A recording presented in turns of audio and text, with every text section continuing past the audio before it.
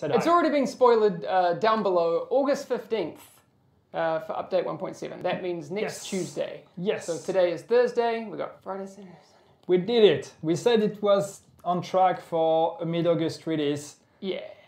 It can't be more mid-August than that. It cannot be. Literally cannot be more mid-August. So, as you said, the first global event starting on August 15th, so it's going to be on the same day when the update comes out.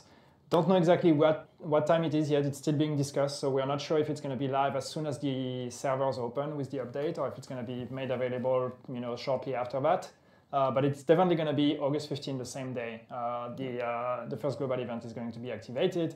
It's Outbreak, so that's the first one that was tested on the PTS, the one where you get bonus damage on headshots, and where when you take the extra modifier, enemies have a contamination area around them, so you actually have to play around with that. So I actually have a question. So if that starts on the 15th, which is Tuesday, yeah, and will that run to the 22nd, or is the plan for this for these events going forward to be Thursday to Thursday like our maintenances are? No, it's going to run until the 22nd. Okay. So it's 1 week.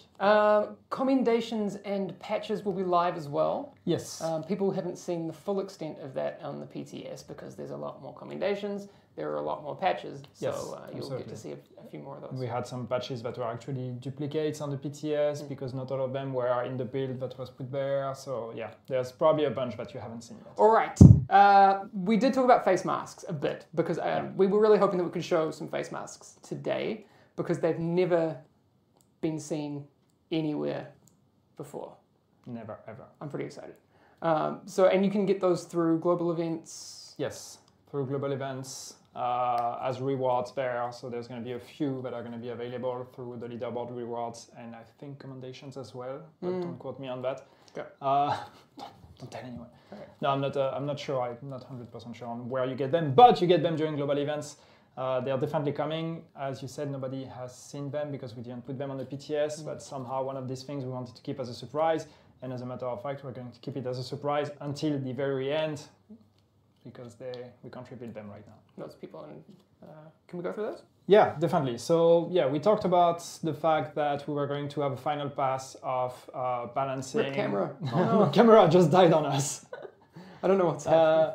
Yeah, so we said we would have a last pass on balancing and bug fixing and everything between PTS 3 and the final build of 1.7. So yeah, there's been a few changes in there. Some of them were expected, others might be a bit of a surprise. But yeah, we wanted to give you guys a heads up so you don't discover that when it's actually in the patch notes. So going through some of them, some of the most important one, stable talent. And I know that there's been some discussion over that. Some people were talking about it. Because stable talent was removed from all the level 30 weapons a while ago, but it's still available to level 29 weapons. So what's happening is that people go in level 29 stuff and try to drop a purple level 29 weapon and use it with Alpha Bridge in level 30 to get the stable talent in their build, which is not really the intention we had. So we are not removing stable talent. It's going to stay where it is, but what we're doing is we're changing the bonus. It used to be plus 35% stability, it's going to be reduced to plus 10%. Yeah. So the talent is still there. We're not rewarding the talent. We're not removing it. It's just going to be changed from 35 to 10%. There you go. So, yeah. All right. And I know these next ones are relevant to you since you rock the Ballistic Shield almost exclusively. Yeah. What you got there? So Ballistic Shield, so there's a couple of changes we're doing to Ballistic Shield. The first one is in regards to PvP, because the Ballistic Shield is actually very, very strong in PvP when you're like just face tanking other players.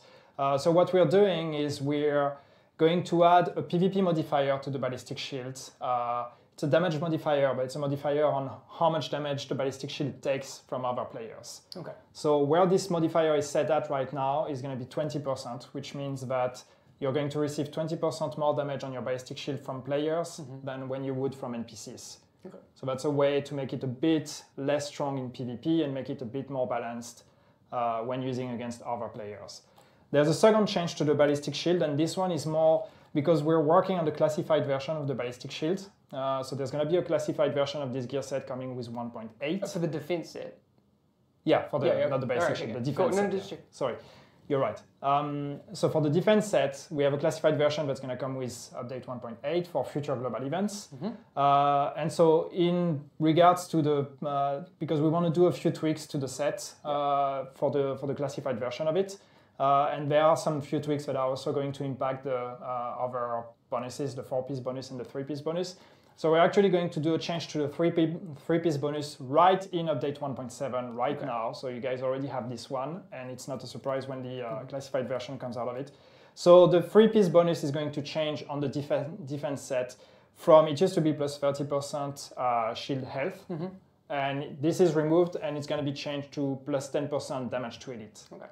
So the idea is to make it really a PvE focused kind of thing. All right, cool. So that's a bonus that should help PvE players. Yeah, I think it'd be really good to get the Redstone guys on again as well, because they have a lot of tweaks in here that we would be great to find out more about. So we talked a little bit last week about lag, because there's been a lot of reports about those things, and I've seen a lot of videos and those sorts of things. So thanks everyone who's been posting and giving even more information about that. Where are we at with the lag investigation? Yeah, so we did say that we were having an investigation. We also did say we would give you guys an update. Back then we said next week, so today. So one thing that we can update you on, I would have liked to be able to tell you more, but actually the investigation is still ongoing. So I'd rather not just draw conclusions now and announce anything. But one thing that's just to let you know, so one of the things we're looking at with the lag investigation is what can be the causes of lag, or of what is perceived as lag. And what we've seen with all the reports that you guys have been sending us, one of the causes, and I'm not saying that's all of it, but one of the things that came a lot is actually situations where there was a desync between the client and the server. So a player would do something, and then suddenly the data would be unsynced, between what he sees on his screen and what the server gets. And so then the experience for the other players that are on the other side can be weird. Like this player that is desynced may be teleporting, and the guy doesn't even know he's teleporting. He may not take any damage when you're shooting him or whatever because of the desync.